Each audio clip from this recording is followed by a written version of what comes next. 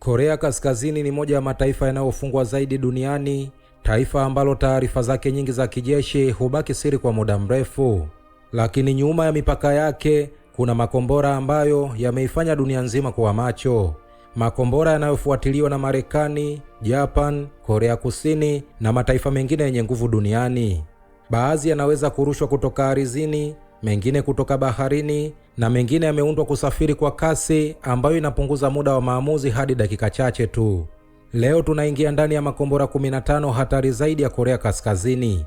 Awali ya yote ni kuombe usubscribe na kisha kugusa alama ya kengele itakayotokea hapo ili uweze kupata notification zetu kila wakati tunapopakia video zetu. Karibu katika makombora 15 hatari zaidi ya Korea Kaskazini. Nambari 15, hapa tunaliangazia kombora la KN-18. Bahari imekuwa sehemu ya siri kubwa za kijeshi kwa miongo mingi, na mara nyingi hatari kubwa zaidi hazionekani juu ya maji, bali hujificha chini ya uso wa bahari ikisubiri muda sahihi wa kushambulia. Na moja ya silaha ambazo zimeifanya Korea Kaskazini kuingia kwenye mjadala wa vita vya majini ni KN-18. Kombora ambalo lilionyesha kuwa hata taifa lenye rasilimali chache linaweza kutafuta njia mpya za kuimarisha uwezo wake wa kijeshi. Kwa miaka mingi, Korea Kaskazini imekuwa ikitafuta mbinu za kuongeza uwezo wake wa kuzuia maadui kuishambulia. Tatizo kubwa lilikuwa kwamba makombora mengi ya ardhini yanaweza kufuatiliwa kwa urahisi zaidi. Ndipo wazo la kutumia submarine likaanza kupata umuhimu. Korea Kaskazini ilianza kufanya majaribio ya makombora yanayoweza kurushwa kutoka chini ya maji. KN-18 ikawa moja ya mifumo iliyovutia wachambuzi wengi wa kijeshi duniani, kwa sababu ilionyesha kuwa taifa hilo lilianza kuingia kwenye teknolojia ya submarine launched missile. KN-18 ni kombora linalohusishwa na uwezo wa kurushwa kutoka kwenye submarine au majukwaa ya chini ya maji. Lengo lake kuu ni kuongeza uwezo wa strategic deterrence. Kwa lugha rahisi, ni njia ya kujihakikishia kuwa hata kama maeneo ya ardhini yatakuwa chini ya tishio, bado kuna uwezo wa kujibu kutoka baharini. Hii ndiyo sababu mataifa mengi duniani huwekeza sana kwenye mifumo ya makombora ya baharini, kwa sababu bahari hutoa mazingira ya siri kuliko maeneo mengine ya ardhini. Kwa mujibu wa taarifa zilizowahi kujadiliwa na wachambuzi wa kijeshi, KN-18 lina uwezo wa kurushwa kutoka mazingira ya baharini, linaweza kusafiri umbali mkubwa kuelekea kwenye target yake, linatumia teknolojia ya ballistic missile na limekuwa sehemu ya juhudi za Korea Kaskazini za kuimarisha uwezo wake wa makombora ya kimkakati. Kinacholifanya livutie zaidi ni kwamba launch inaweza kufanyika kutoka eneo ambalo ni vigumu zaidi kulifuatilia kuliko launch ya kawaida ya ardhini. Kwa nini linahofiwa? Sababu ya kwanza ni ugumu wa kugundua submarine. Bahari ni eneo kubwa sana na kufuatilia kila kitu kinachotokea chini ya maji si kazi rahisi. Sababu ya pili ni strategic surprise. Kombora linaweza kurushwa kutokea eneo ambalo adui hakulitarajia. Sababu ya tatu ni deterrence. Hata uwepo wake pekee unaweza kulazimisha mataifa mengine kubadilisha mipango yao ya kijeshi. Hii ndiyo sababu makombora ya baharini yamekuwa sehemu muhimu ya nguvu za kijeshi za mataifa makubwa duniani. KN-18 huenda lisijulikane sana kama makombora makubwa ya bara hadi bara, lakini umuhimu wake haupo kwenye umaarufu, upo kwenye ujumbe wake, kwamba Korea Kaskazini imekuwa ikitafuta njia za kupeleka uwezo wake wa makombora kutoka ardhini hadi baharini. Na huo ulikuwa mwanzo wa safari ya teknolojia ambayo baadaye ilizaa mifumo mingine ya kisasa zaidi. Nambari 14, hapa tunaliangazia kombora la Hwasal-1. Kadri teknolojia ya makombora ilivyokuwa inabadilika duniani, mataifa mengi yalianza kutambua kwamba si kila shambulio linahitaji kasi ya kutisha au mlipuko mkubwa. Wakati mwingine silaha hatari zaidi ni ile inayoweza kusafiri kimya kimya kwa umbali mrefu bila kugunduliwa mapema. Na moja ya silaha zinazohusishwa na hatua hiyo ya maendeleo ya Korea Kaskazini ni Hwasal-1 cruise missile, ambayo ilivutia macho ya wachambuzi wa kijeshi duniani.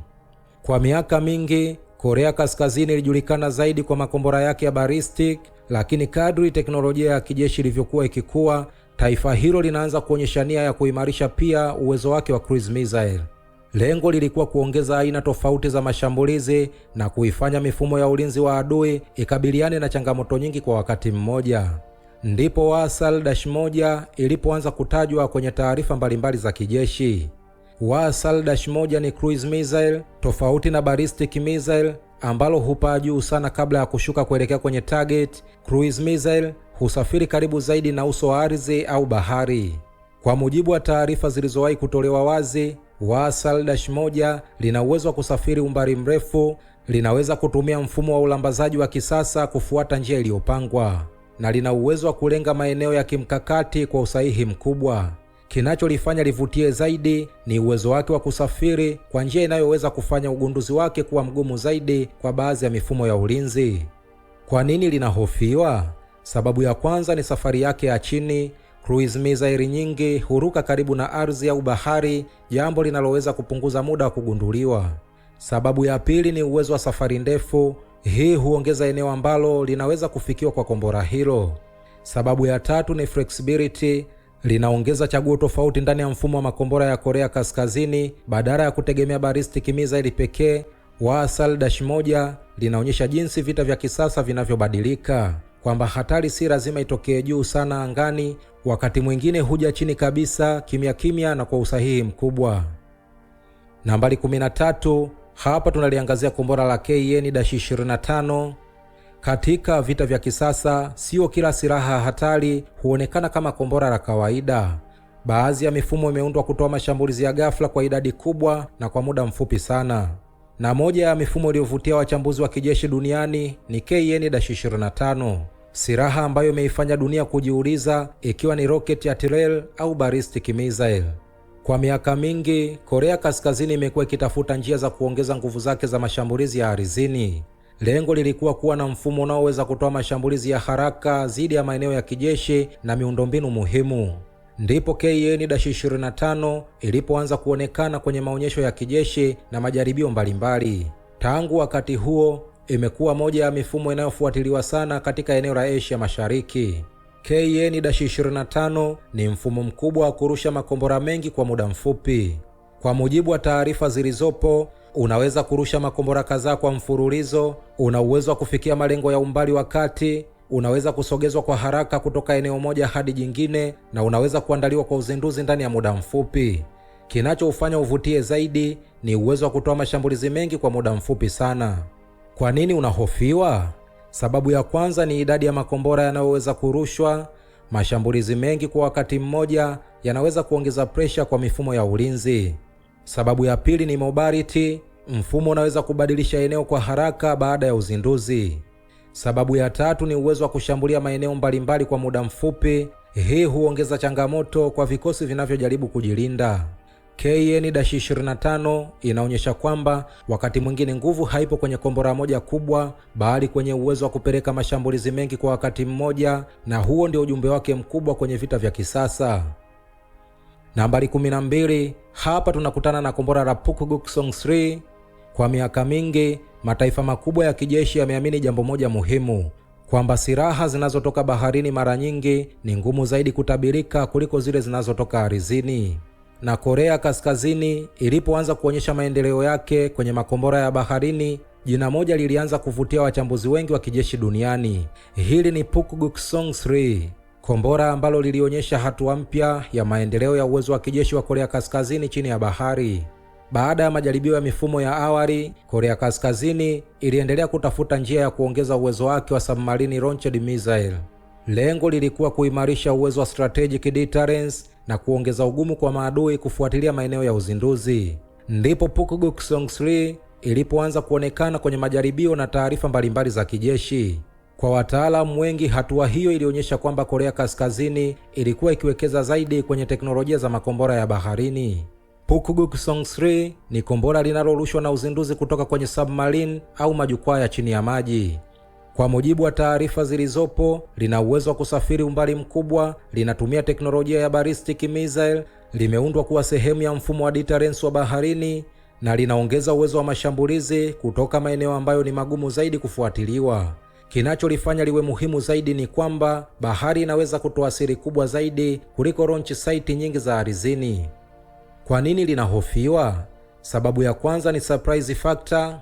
Uzinduzi kutoka baharini unaweza kuwa mgumu kutabiri mapema. Sababu ya pili ni strategic flexibility.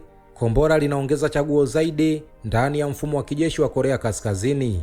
Sababu ya tatu ni maendeleo ya teknolojia. Kila hatua mpya kwenye makombora ya baharini huonyesha uwezo unaoongezeka kwa taifa husika.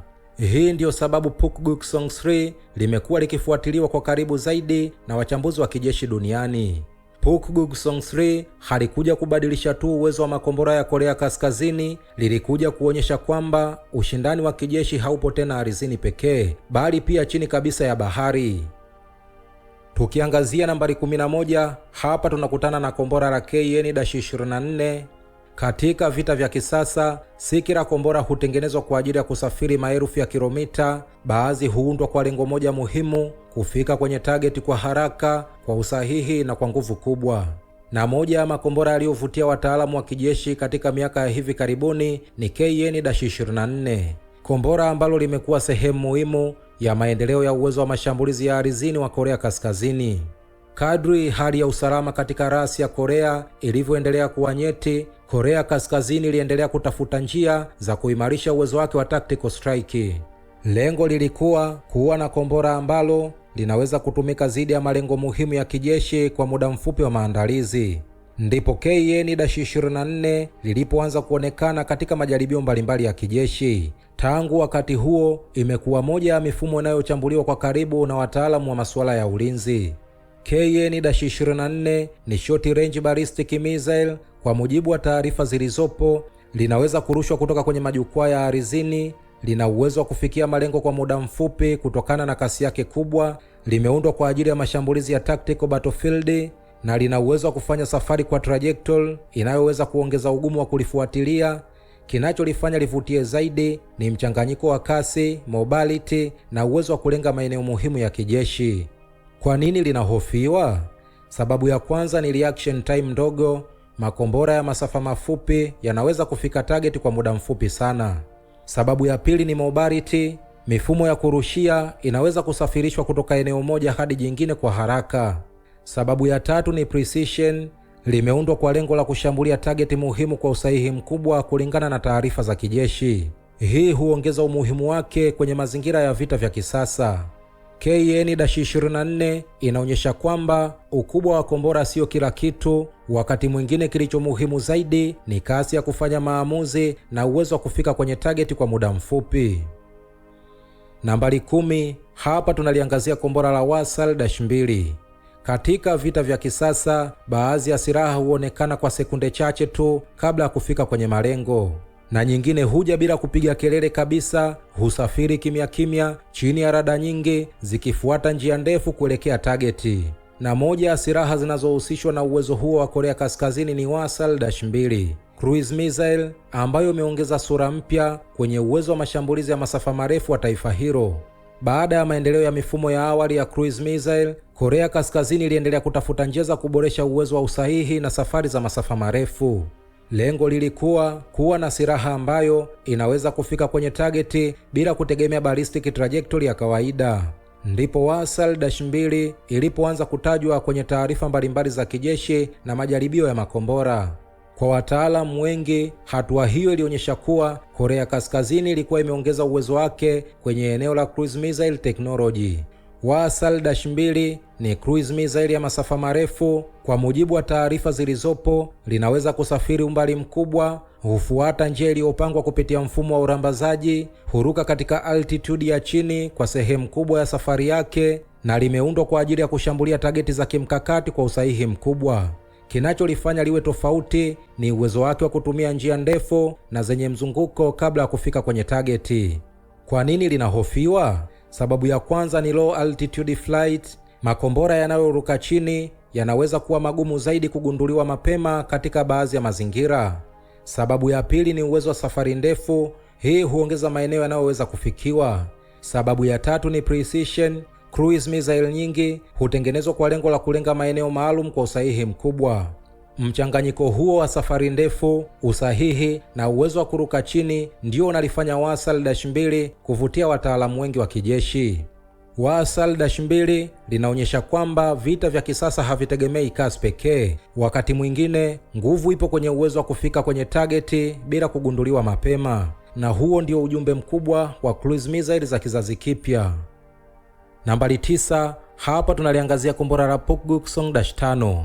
Kwa miongo mingi, mataifa makubwa ya kijeshi yameamini kwamba nguvu halisi ya deterrence haipo ardhini pekee, bali pia chini ya bahari, mahali ambapo submarini zinaweza kubaki siri kwa muda mrefu sana. Na moja ya makombora yaliyovutia dunia katika eneo hilo ni Pukguksong-5, kombora ambalo lilionyesha kuwa Korea Kaskazini ilikuwa bado inaendelea kusukuma mbele teknolojia zake za makombora ya baharini.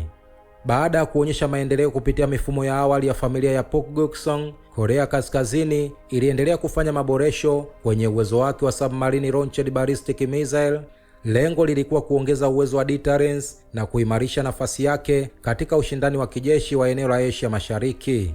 Ndipo jina la Pukguksong-5 lilipoanza kuonekana kwenye maonyesho ya kijeshi na mijadala ya wataalamu wa ulinzi duniani. Kwa wengi, lilikuwa ishara kwamba maendeleo ya makombora ya baharini ya Korea Kaskazini yalikuwa yanaendelea kwa kasi. Pukguksong-5 ni ballistic missile inayohusishwa na uzinduzi kutoka kwenye submarine au majukwaa ya baharini. Kwa mujibu wa taarifa zilizopo, lina uwezo wa kusafiri umbali mkubwa, linaweza kuwa sehemu ya mfumo wa strategic deterrence, limeundwa kufanya uzinduzi kutokana na mazingira ya baharini, na linaongeza uwezo wa mashambulizi kutoka maeneo ambayo ni vigumu zaidi kutabirika. Kinacholifanya liwe muhimu ni kwamba launch ya baharini huongeza uncertainty kwa upande wa adui. Kwa nini linahofiwa? Sababu ya kwanza ni survivability. Submarini zinaweza kubaki siri kwa muda mrefu kuliko launch site nyingi za ardhini. Sababu ya pili ni strategic flexibility. Kombora linaweza kuzinduliwa kutoka maeneo tofauti ya baharini badala ya kutegemea eneo moja la kudumu. Sababu ya tatu ni deterrence effect. Uwepo wa makombora ya aina hii huongeza sababu za kijeshi ambazo maadui wanapaswa kuzizingatia kabla ya kufanya maamuzi makubwa. Ndiyo maana Pukguksong-5 limekuwa likifuatiliwa kwa karibu na wachambuzi wa kijeshi duniani. Pukguksong-5 linaonyesha kwamba ushindani wa makombora haupo ardhini pekee, bali umefika mpaka kwenye kina cha bahari, ambapo siri, uvumilivu na uwezo wa kusubiri kwa muda mrefu vinaweza kuwa silaha kubwa kuliko kasi yenyewe. Nambari 8, hapa tunaliangazia kombora la KN-23. Katika vita vya kisasa, wakati mwingine dakika ni nyingi sana na sekunde chache zinaweza kuamua matokeo ya mapambano. Ndiyo maana mataifa mengi huwekeza kwenye silaha zinazoweza kufika kwenye target kwa haraka kabla adui hajapata muda wa kujipanga. Na moja ya makombora yaliyoleta mjadala mkubwa zaidi kuhusu uwezo wa Korea Kaskazini ni KN-23, kombora ambalo limekuwa sehemu muhimu ya nguvu zake za mashambulizi ya ardhini. Kadri ushindani wa kijeshi ulivyoendelea kuongezeka katika eneo la Asia Mashariki, Korea Kaskazini ilianza kuimarisha uwezo wake wa makombora ya masafa mafupi. Lengo lilikuwa kuwa na silaha ambayo inaweza kutumika kwa haraka dhidi ya malengo muhimu ya kijeshi. KN-23 ilianza kuonekana kwenye majaribio mbalimbali na baadaye ikawa moja ya makombora yanayofuatiliwa sana na wachambuzi wa kijeshi duniani. Kwa wengi, ilikuwa ishara ya maendeleo mapya katika uwezo wa tactical missile warfare wa Korea Kaskazini. KN-23 ni short range ballistic missile. Kwa mujibu wa taarifa zilizopo, linaweza kurushwa kutoka kwenye majukwaa ya ardhini, lina uwezo wa kufikia target kwa muda mfupi kutokana na kasi yake kubwa, linaweza kusafirishwa kwa urahisi kupitia mobile launches, na limeundwa kwa ajili ya kushambulia malengo muhimu ya kijeshi kwa haraka. Kinacholifanya liwe tofauti ni uwezo wake wa kuunganisha mobility, kasi na maandalizi ya muda mfupi kabla ya uzinduzi. Kwa nini linahofiwa? Sababu ya kwanza ni reaction time ndogo. Muda kati ya uzinduzi na kufika kwenye target unaweza kuwa mfupi sana. Sababu ya pili ni mobility. Launch zinazohama kutoka sehemu moja kwenda nyingine ni ngumu zaidi kufuatiliwa. Sababu ya tatu ni tactical impact. Makombora ya aina hii yanaweza kubadilisha hali ya uwanja wa vita ndani ya muda mfupi. Mchanganyiko huo ndio unaofanya KN-23 kuwa moja ya silaha zinazozungumzwa sana katika eneo la Asia Mashariki. KN-23 linaonyesha kwamba si lazima kombora liwe la bara hadi bara ili liogopwe. Wakati mwingine uwezo wa kufika haraka, kusogea kwa siri na kushambulia kwa muda mfupi ndio unaobadilisha mchezo. Nambari 7, hapa tunaliangazia kombora la Hwasong-12. Kadri umbali wa kombora unavyoongezeka, ndivyo mjadala wake unavyovuka mipaka ya taifa moja na kuanza kuvutia hisia za dunia nzima. Kwa sababu katika dunia ya kisasa, uwezo wa kufika mbali unaweza kubadilisha kabisa hesabu za kijeshi. Na moja ya makombora yaliyoifanya Korea Kaskazini kuvutia umakini mkubwa wa kimataifa ni Hwasong-12, kombora ambalo lilionyesha hatua kubwa katika safari yake ya taifa hilo kuelekea kwenye makombora ya masafa marefu. Kwa miaka mingi, Korea Kaskazini imekuwa ikifanya juhudi za kuendeleza uwezo wake wa ballistic missile. Kadri teknolojia ilivyokuwa ikibadilika, lengo halikuwa tena kufika malengo ya karibu pekee. Kulikuwa na hamu ya kuongeza umbali wa safari na uwezo wa kufikia maeneo ya mbali zaidi. Ndipo Hwasong-12 ilipoanza kujitokeza kwenye majaribio yaliyofuatiliwa karibu na mataifa mengi duniani. Kwa wachambuzi wengi wa kijeshi, ilikuwa moja ya hatua muhimu katika maendeleo ya makombora ya Korea Kaskazini. Hwasong-12 ni intermediate range ballistic missile. Kwa mujibu wa taarifa zilizopo, lina uwezo wa kusafiri umbali mkubwa zaidi kuliko makombora mengi ya tactical. Linarushwa kutoka kwenye majukwaa ya ardhini, linafikia kasi kubwa wakati wa safari yake, na limeundwa kwa ajili ya kushambulia malengo ya umbali wa kati hadi marefu. Kinacholifanya liwe muhimu ni uwezo wake wa kupanua eneo ambalo linaweza kufikiwa na mfumo wa makombora wa Korea Kaskazini. Kwa nini linahofiwa? Sababu ya kwanza ni masafa yake. Kadri kombora linavyoweza kusafiri mbali zaidi, ndivyo linavyovutia umakini mkubwa wa kijeshi. Sababu ya pili ni strategic significance. Makombora ya masafa haya huathiri mahesabu ya usalama wa kikanda na kimataifa. Sababu ya tatu ni maendeleo ya teknolojia. Hwasong-12 lilionekana kama hatua muhimu zaidi kuelekea mifumo ya juu zaidi ya makombora ya masafa marefu. Ndiyo maana kila jaribio lake lilifuatiliwa kwa karibu na wachambuzi wa kijeshi duniani.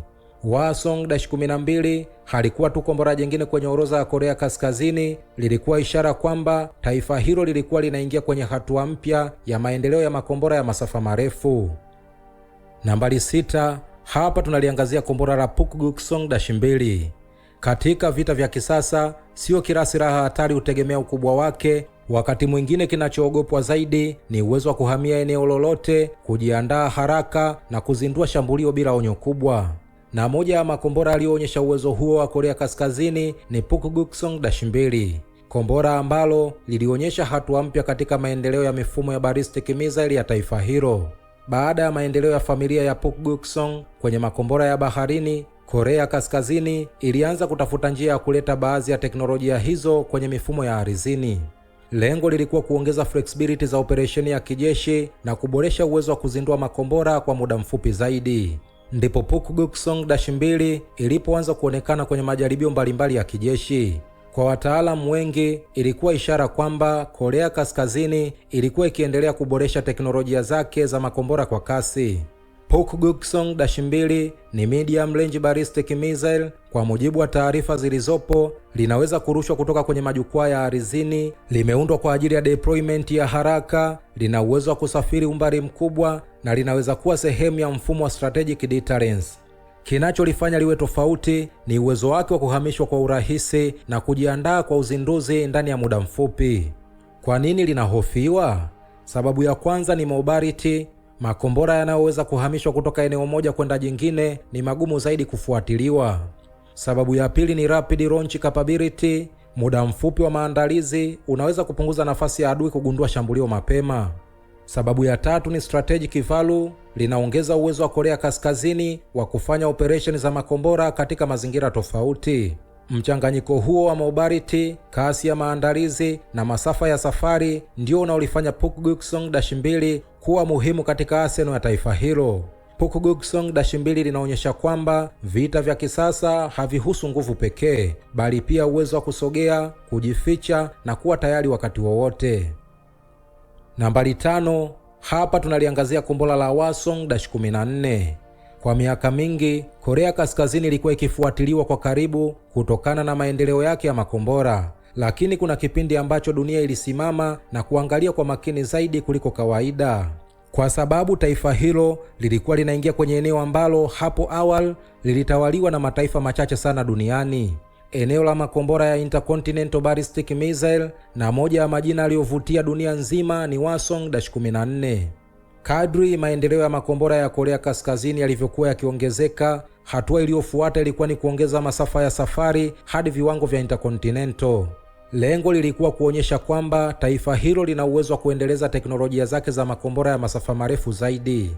ndipo Hwasong-14 ilipoanza kuonekana kwenye majaribio yaliyovutia umakini mkubwa wa jumuiya ya kimataifa. Kwa wachambuzi wengi wa kijeshi, hili lilikuwa moja ya matukio muhimu zaidi katika historia ya programu za makombora ya Korea Kaskazini. Hwasong-14 ni Intercontinental Ballistic Missile ICBM.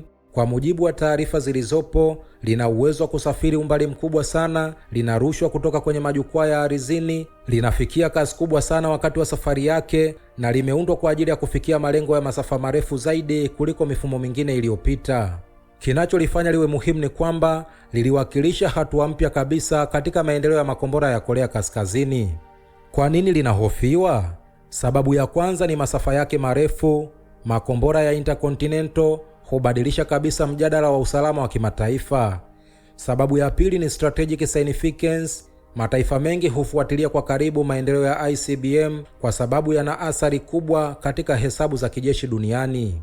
Sababu ya tatu ni maendeleo ya teknolojia. Hwasong-14 ilionekana kama ushahidi kwamba Korea Kaskazini ilikuwa imeingia kwenye hatua mpya ya uwezo wa makombora ya masafa marefu. Ndiyo maana jina lake limeendelea kutajwa mara kwa mara katika mijadala ya masuala ya ulinzi. Hwasong-14 halikuwa mwisho wa safari. Kwa kweli lilikuwa mwanzo wa sura mpya, sura ambayo ilileta makombora makubwa zaidi, yenye uwezo mkubwa zaidi na yaliyovutia dunia kwa kiwango kikubwa zaidi. Na kadri miaka ilivyopita, Korea Kaskazini iliendelea kusukuma mbele mipaka ya teknolojia yake ya makombora. Nambari 4, hapa tunaliangazia kombora la Hwasong-15.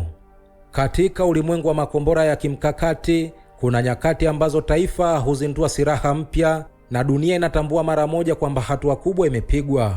Baada ya Hwasong-14 kuvutia macho ya dunia, Korea Kaskazini haikusimama hapo. Iliendelea mbele na kuwasilisha kombora kubwa zaidi, lenye uwezo mkubwa zaidi na lililozua mjadala mkubwa zaidi. Hili ndilo Hwasong-15.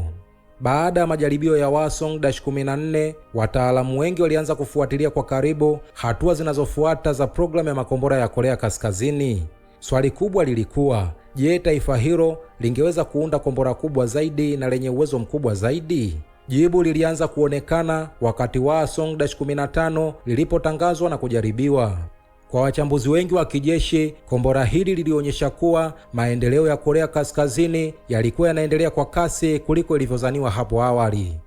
Hwasong-15 ni Intercontinental Ballistic Missile ICBM. Kwa mujibu wa taarifa zilizopo, lina uwezo wa kusafiri umbali mkubwa sana, lina ukubwa mkubwa kuliko baadhi ya makombora yaliyotangulia, linarushwa kutoka kwenye majukwaa ya ardhini na limeundwa kuwa sehemu ya mfumo wa strategic deterrence wa Korea Kaskazini.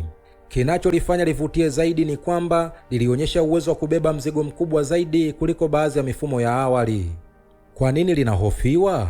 Sababu ya kwanza ni ukubwa wake. Makombora makubwa mara nyingi huvutia umakini mkubwa wa wataalamu wa kijeshi kwa sababu yanaweza kuonyesha ongezeko la uwezo wa kiufundi.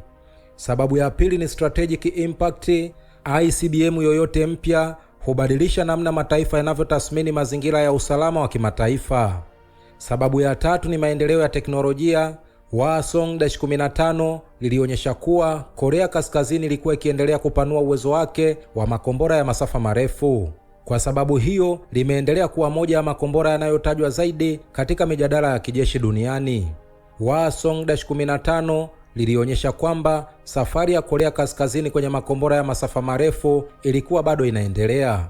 Na kadri dunia ilivyokuwa ikijaribu kuelewa uwezo wake halisi, teknolojia mpya ziliendelea kujitokeza. Teknolojia zilizolenga si tu umbali wa safari, bali pia kasi, ujanja wa safari na uwezo wa kupunguza muda wa reaction wa adui. Nambari 3, hapa tunaliangazia kombora la Hwasong-16B. Katika miaka ya hivi karibuni, neno moja limeanza kutawala mijadala ya kijeshi duniani: hypersonic missile. Kasi ambayo inaweza kupunguza muda wa maamuzi kutoka dakika nyingi hadi dakika chache sana.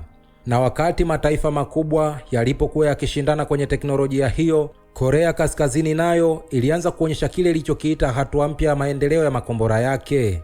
Hapo ndipo jina la Hwasong-16B lilipoanza kusikika duniani. Baada ya maendeleo ya makombora ya masafa marefu kama Hwasong-14 na Hwasong-15, Hatua iliyofuata ilikuwa kutafuta njia za kuongeza changamoto kwa mifumo ya kisasa ya ulinzi. Kadri teknolojia za missile defense zilivyokuwa zikiboreshwa, mataifa mengi yalianza kuwekeza kwenye silaha zenye kasi kubwa zaidi na uwezo wa kufanya manuva wakati wa safari. Korea Kaskazini nayo ilionyesha juhudi za kuingia kwenye eneo hilo la teknolojia. Ndipo Hwasong-16B ikaanza kuvutia umakini mkubwa wa wachambuzi wa kijeshi duniani. Kwa mujibu wa taarifa zilizopo wazi, Hwasong-16B inahusishwa na teknolojia za hypersonic grid vehicle. Hii ina maana kwamba inaweza kufikia kasi kubwa sana, inaweza kutumia njia ya safari yenye ugumu zaidi kutabirika, inaweza kupunguza muda wa reaction wa mifumo ya ulinzi, na imeundwa kuwa sehemu ya kizazi kipya cha makombora ya kimkakati. Kinacholifanya liwe tofauti ni mchanganyiko wa kasi kubwa na uwezo wa kufanya mabadiliko ya safari wakati likiwa njiani kuelekea kwenye targeti. Kwa nini linahofiwa? Sababu ya kwanza ni kasi yake. Kadri kombora linavyosafiri kwa kasi zaidi, ndivyo muda wa kufanya maamuzi unavyopungua. Sababu ya pili ni unpredictability. Makombora yanayoweza kubadilisha njia wakati wa safari huongeza changamoto kwa mifumo ya ulinzi. Sababu ya tatu ni technological significance. Teknolojia za hypersonic zimekuwa moja ya maeneo yanayoshindaniwa zaidi na mataifa yenye nguvu duniani. Ndiyo maana kila maendeleo katika eneo hili huvutia umakini mkubwa wa wataalamu wa kijeshi. Hwasong-16B linaonyesha kwamba ushindani wa kijeshi wa karne ya 21 hauhusu ukubwa pekee, bali pia kasi, ujanja na uwezo wa kupunguza muda wa maamuzi. Na kadri teknolojia hii ilivyoendelea, Korea Kaskazini iliwasilisha makombora makubwa zaidi na yenye uwezo mkubwa zaidi, makombora ambayo yalifanya dunia kuangalia kwa karibu zaidi kuliko wakati wowote ule.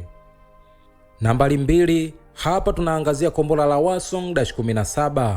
Katika dunia ya makombora ya kimkakati, kuna silaha ambazo zinatia hofu kutokana na kasi yake, nyingine kutokana na usahihi wake, lakini kuna baadhi ambazo zinavutia dunia kwa sababu ya ukubwa wake pekee. Na moja ya makombora hayo ni Hwasong-17. Kombora ambalo lilipoonyeshwa kwa mara ya kwanza lilifanya wataalamu wengi wa kijeshi duniani waanze kulichambua kwa karibu sana. Baada ya maendeleo ya Hwasong-14, Hwasong-15, Korea Kaskazini iliendelea kuonyesha mifumo mipya ya makombora ya masafa marefu.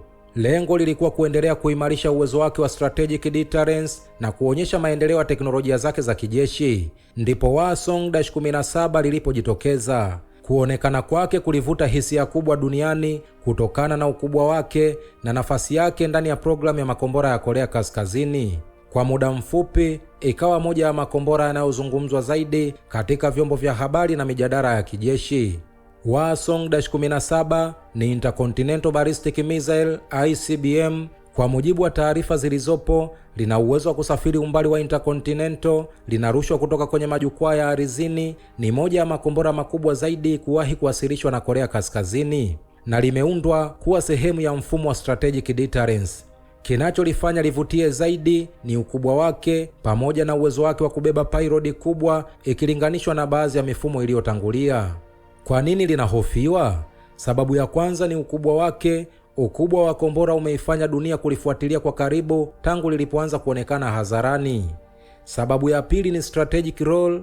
Makombora ya aina hii huasiri mahesabu ya usalama wa kimataifa kwa kiwango kikubwa. Sababu ya tatu ni uwezo wake wa kuwakilisha maendeleo ya teknolojia. Kwa wataalamu wengi, Hwasong-17 inaonyesha hatua nyingine kubwa katika maendeleo ya programu ya makombora ya Korea Kaskazini. Ndiyo maana limeendelea kuwa moja ya silaha zinazochunguzwa zaidi duniani. Hwasong-17 lilionyesha ukubwa, lilionyesha uwezo na lilionyesha jinsi ushindani wa teknolojia za makombora unavyoendelea kubadilika.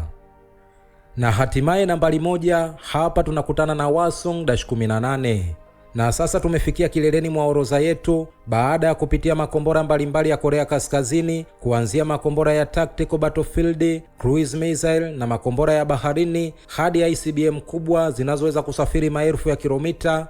Kuna jina la kombora moja ambalo limevuta hisia za dunia kuliko mengi katika miaka ya hivi karibuni. Hilo ni Hwasong-18. Kwa miaka mingi, Korea Kaskazini imekuwa ikiboresha programu yake ya makombora kwa hatua mbalimbali, lakini kadri teknolojia ilivyokuwa ikisonga mbele, kulikuwa na lengo moja muhimu: kuongeza uwezo wa makombora kuwa ya kisasa zaidi, yenye maandalizi mafupi zaidi na yenye uwezo mkubwa wa strategic deterrence.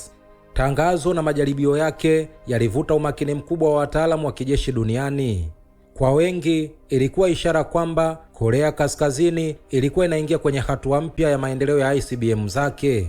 Hwasong-18 ni Intercontinental Ballistic Missile ICBM. Kwa mujibu wa taarifa zilizopo, lina uwezo wa kusafiri umbali wa intercontinental, limeundwa kuwa sehemu ya mfumo wa strategic deterrence, linawakilisha kizazi kipya cha makombora ya masafa marefu ya Korea Kaskazini na limeonekana kama hatua muhimu katika maendeleo ya teknolojia za makombora ya taifa hilo.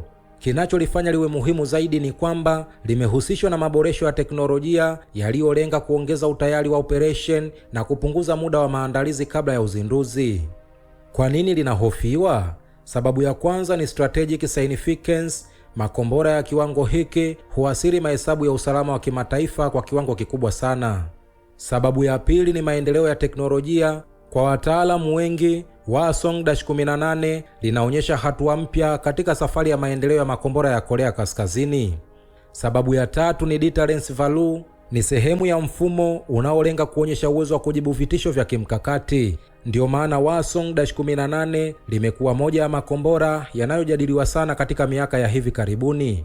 Hwasong-18 linashika nafasi ya kwanza katika orodha yetu ya makombora 15 ya Korea Kaskazini, sio kwa sababu ni kombora pekee lenye nguvu, bali kwa sababu linawakilisha hatua ya hivi karibuni katika maendeleo ya teknolojia ya makombora ya taifa hilo. Kutoka KN-01 hadi Hwasong-18, tumeona jinsi programu ya makombora ya Korea Kaskazini ilivyobadilika kutoka mifumo ya awali hadi teknolojia za kisasa zaidi. Na safari hii bado inaendelea kwa sababu kila mwaka unaopita dunia inaendelea kufuatilia kwa karibu maendeleo mapya yanayojitokeza. Sasa niambie maoni yako, ni kombora gani katika orodha hii limekushangaza zaidi? Je, ni Hwasong-18 ama Hwasong-17 au TICON ya Korea Kaskazini, yani Hwasong-16B? Andika maoni yako hapo chini. Kama umeipenda video hii, usisahau kulike, kushare na kusubscribe.